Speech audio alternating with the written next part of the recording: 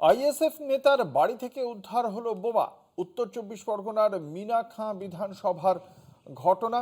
ISF এর এক নেতা তার বাড়ি থেকে বোমা উদ্ধার হয়েছে বলে জানতে পারা যাচ্ছে। আমাদের সঙ্গে রয়েছেন আমাদের প্রতিনিধি সঞ্জিত চক্রবর্তী। সঞ্জিত, কি জানতে পারা যাচ্ছে, কি অভিযোগ পুলিশের ওই আইএসএফ নেতার পক্ষ থেকেই বা কি দাবি করা হচ্ছে? দেখো, ইতিমধ্যে 6টি যে তাজা বোমা উদ্ধার করা হয়েছে, ঘটনাস্থলে বোম স্কোয়াডের ডিসপোজাল করা হয়েছে এই 6টি তাজা বোমাকে। যেটা ঘটনায় জানা গেছে, উত্তর চব্বিশ পরগনার যে মিনাখা বিধানসভার যে কুমারজল্য যে আবুল সালাম হালদারের বাড়ি থেকে 6টি তাজা বোমা উদ্ধার হয় এবং স্থানীয় বাসিন্দারা জানতে পারলে সেই বোমাগুলো খবর দেয় পুলিশকে। খবর দিলে পুলিশ ঘটনাস্থলে বোম স্কোয়াডকে খবর দেয়। এসে সেই ইতিমধ্যে কিন্তু সেই আইএসএফ নেতা কিন্তু পলাতক।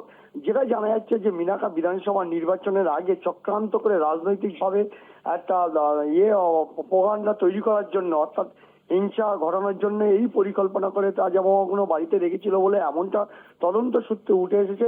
ইতিমধ্যে এই নিয়ে কিন্তু ক্ষোভ উগরে দিয়েছে বসিরহাট সাংগঠনিক জেলার যে তৃণমূলের সভাপতি রয়েছেন, তিনি যেমন দাবি করেছেন যে রাজনৈতিকভাবে তাদের জমি পায়ের তলাতে সরে যাওয়ার ফলে তারা পরিকল্পনা করছে কিভাবে এলাকায় সংঘর্ষ বাড়ানো যায়, এলাকায় অপ্রীতিকর ঘটনা তৈরি করা যায়। তার জন্যই কিন্তু এই বোমাগুলোকে রাখা হয়েছিল। ইতিমধ্যে বোম স্কোয়াডের যা এসে সেখানে ডিসপোজাল করা হয়েছে। পাশাপাশি এর সঙ্গে অন্য কোনো কারণ আছে কিনা সেটা খতিয়ে দেখছে পুলিশ। ইতিমধ্যে পুলিশ তদন্ত শুরু করেছে। এখন এই তাজা বোমাগুলো কোথা থেকে আনা হয়েছিল, কিভাবে আনা হয়েছিল, সেটাও কিন্তু তদন্তকারীরা দেখে নিতে চাইছে।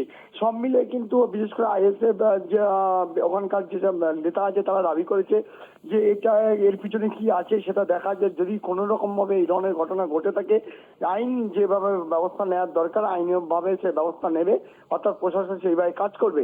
কিন্তু প্রশ্ন হচ্ছে, বিধানসভা নির্বাচনের আগে প্রাককালে একেবারে সেই জায়গায় যে এই বোমা মজুত করাকে কেন্দ্র করে রীতিমতো চাঞ্চল্য ছড়িয়েছে। বিশেষ করে সেই এলাকার যা তৃণমূল নেতৃত্ব তারা একটা ক্ষোভ উগরে দিয়েছে। তারা বলছে এলাকায় অশান্তি বাতাবরণ তৈরি করতে এবং এই এলাকায় একটা উত্তপ্ত করতে কিন্তু পরিকল্পনা করে এই তাজা বোমাগুলো রাখা হয়েছিল এবং তারা ঠিক সময় সেগুলো ব্যবহার করবে বলে এটাই জানিয়েছে। এই নিয়ে একদম ক্ষোভ উগরে দিয়েছে প্রশাসনের মতো কাজ করছে। ইতিমধ্যে বোম স্কোয়াড যেমন ঘটনাস্থলে এসে বোমাগুলো নিষ্ক্রিয় করেছে, অন্যদিকে এই বোমার যে কাঁচা মশলা কোথা থেকে পেলো, কিভাবে পেলো এবং কোথা থেকে আনা হয়েছিল না সেটাও খতিয়ে দেখা হচ্ছে।